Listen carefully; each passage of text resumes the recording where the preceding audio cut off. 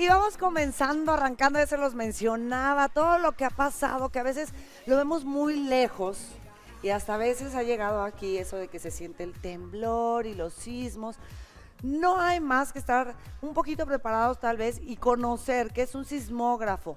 ¿Lo sabe? Bueno, vamos a descubrirlo juntos porque el día de hoy nos acompaña Antonio Aguirre, él es el encargado del área de geofísica de la Coordinación Estatal de Protección Civil y me da muchísimo gusto que el día de hoy esté aquí con nosotros. Bienvenido, Antonio, ¿cómo está? Bien, buenos días. Buen día. Oiga, hablando del sismógrafo, lo escuchamos mucho de lejos y que si en la Ciudad de México y que si la escala de no sé qué y que ya tembló y que el 7.2, pero ¿qué es el sismógrafo?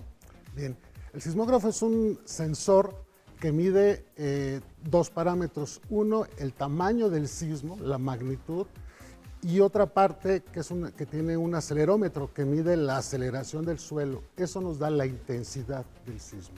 Son esos dos parámetros los que mide este sensor, magnitud e intensidad. ¿Dónde se encuentra este sensor? ¿Es grande, chiquito, en la Tierra, en un satélite? ¿Dónde está? Bien, en el estado tenemos, por parte de la coordinación, tenemos instalados 9 sensores, principalmente en la zona media y zona huasteca, y 2 más temporales en Villa de Reyes, porque estamos haciendo un estudio de unos sismos que sucedieron hace 2 años, un enjambre que le llamamos, 40 sismos que se dieron en un lapso muy corto de tiempo. Estamos haciendo un estudio ahí, entonces tenemos instalados 11 sismógrafos en el estado. Son relativamente pequeños, el más grande que tenemos es un sensor de banda ancha, muy sensible e incluso puede detectar sismos en Europa. Y los otros son más pequeños. O sea, demasiado sensible. Son muy sensibles, sí.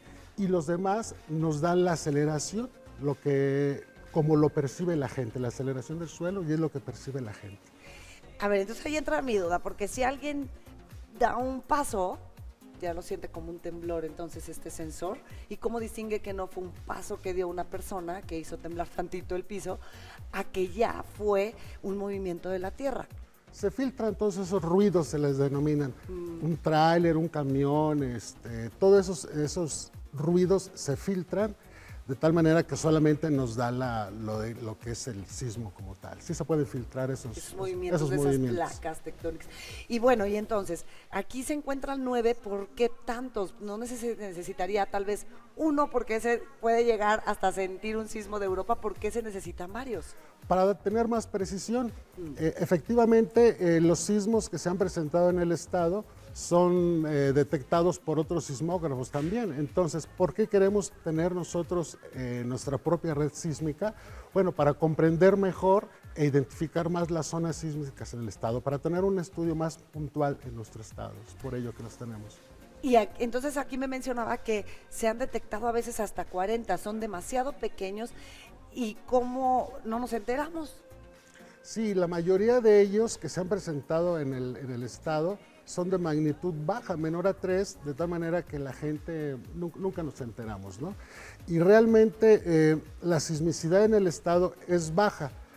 Existe, el San Luis se encuentra en una zona sísmica, de hecho todo el planeta es zona sísmica, sí, pero a comparación de otros estados, por ejemplo, es muy poco. Te voy a dar un dato. En lo que va del año se han registrado solamente 3 sismos en el estado y en Oaxaca ya van 420 sismos. Entonces ve la diferencia, claro. Realmente aquí es muy poca la sismicidad. ¿Qué pasa después de que el sismógrafo ya detectó ese movimiento en la Tierra, esos 3? Después del primero, ¿qué pasa? ¿Lo detecta, hace una señal, quién se da cuenta? Se ponen a investigar.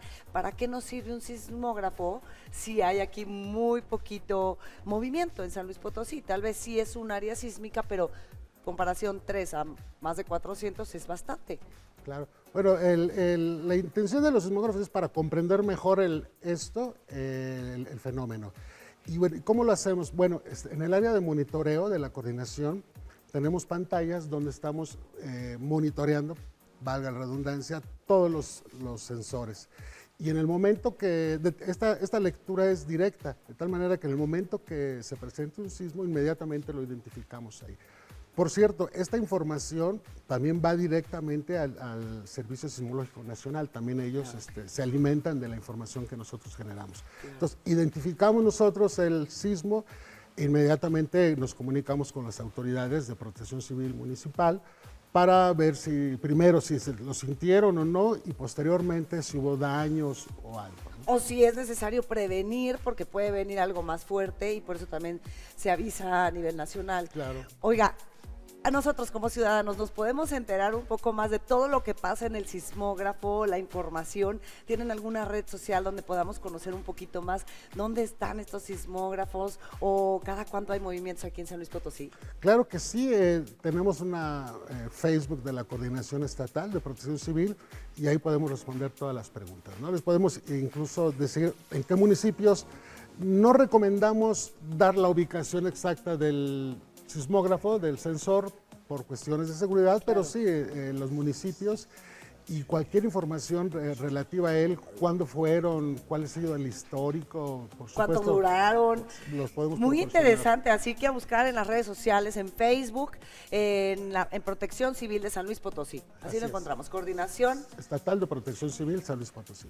Oiga, gracias por continuar con nosotros en esta charla súper interesante aquí en Tu Casa al Día de lo que es el sismógrafo, lo que detecta esos movimientos en la tierra aquí en San Luis Potosí. Y entonces platicábamos, Antonio, que hay 9 diferentes que están en diferentes partes del estado. ¿Y dónde es la parte más sísmica? Dentro de que sí somos un lugar en un área sísmica, son poquitos, pero ¿dónde se sienten más? Bien, el 45% de los sismos se dan en la zona media y un 25% en la Huasteca. Es donde más se presenta la sismicidad. La zona centro, donde nos encontramos, solamente el 7% de los sismos se presentan aquí. Y yo le preguntaba, ¿cómo se dan cuenta que que ese sismógrafo empieza a detectarlo? Yo decía, bueno, ¿habrá alguien viendo ahí? ¿Cómo se marca? ¿Se va digitalizando? ¿Cómo es que funciona el sismógrafo? Está automatizado, tenemos enlace directo con él desde la coordinación. Entonces tenemos monitores donde en tiempo real, al momento que se identifica un movimiento, inmediatamente en tiempo real nosotros lo vemos reflejado en un monitor aquí en las oficinas de la coordinación. O sea, no es como que se retrasa de repente como otras cosas que si por el que el internet estaba lento ya se me atrasó un minuto el movimiento. No, es en el momento preciso que se detecta en el monitor. En el momento preciso. Sí, de manera inmediata, en tiempo real se está identificando los 9 sensores. Ahora, hay lugares donde tienen alarma sísmica. ¿Aquí en San Luis hay? No tenemos alarma sísmica, solamente se encuentra en la Ciudad de México. Y esa alarma identifica sismos que se generan en la costa de Guerrero. Y esos son los que identifican. Por ejemplo, en el pasado sismo que se dio en Michoacán, que también tuvo repercusiones en la Ciudad de México, la alarma sísmica no sonó. Y no es que no haya fallado, simplemente porque esa alarma detecta los sismos que se generan en la costa de Guerrero. Que ahí es donde más se generan y por lo tanto es lo que más llega a la Ciudad de México. Lo que más llega a la Ciudad de México. Porque curiosamente, la Ciudad de México es una zona de muy baja intensidad sísmica y dirán, ¿cómo? Si ha pasado mucho. No, la Ciudad de México le llegan las zonas sísmicas de sismos que se generan en otros estados. Pero en la Ciudad de México no se generan como tal sismos. Qué interesante es conocer el por qué hay una alarma, por qué a veces suena, por qué a veces no, y cómo funciona el sismógrafo también, porque a veces vemos películas donde dicen, ay, va a temblar y aparece que se está escribiendo y tal vez esas eran ya cosas del pasado y lo importante que es la tecnología dentro de un sistema, ¿no?, de sismógrafo, que es lo más interesante, y saber que aquí en San Luis Potosí se cuenta con diferentes sismógrafos también. ¿Por qué se cuenta con sismógrafos con 9 si no hay tantos sismos, aunque sea un área sísmica? Claro, para conocer más el fenómeno.